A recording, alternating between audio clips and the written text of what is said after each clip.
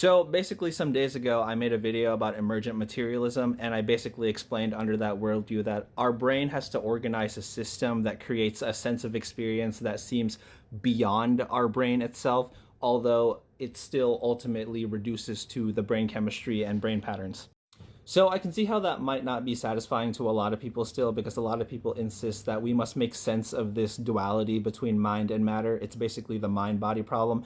Or especially in the case of like subjective experience or qualia, a lot of people might just say, oh, what about the hard problem of consciousness? But I think this worldview of neutral monism kind of puts things in perspective for me, and I'm going to try my best to explain why. So I think this worldview of neutral monism kind of points out to us that our insistence of a barrier between mind and matter kind of puts us in our own trap.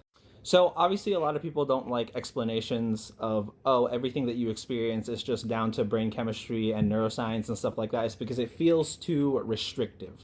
So idealism, or when we talk about like mental properties themselves, feel less restrictive in that sense. There's an open-endedness that allows a sense of curiosity and higher awareness, higher sense of self.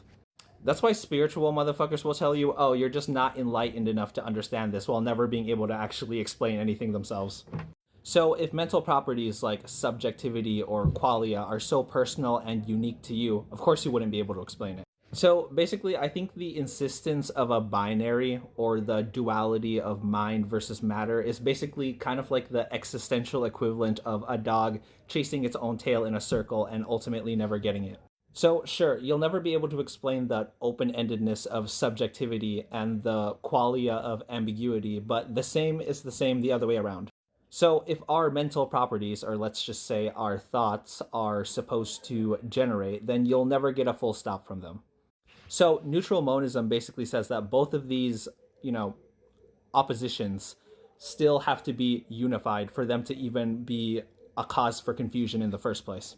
So I don't know if this is a good analogy for a lot of you, but I sort of think of it like this. In order for there to be a neutral, like, arbiter between mind and matter, I think of it in the way that a house, basically functions. So essentially, the living room, the kitchen, and your bedroom both serve different functions, right? But they still unite under the same house.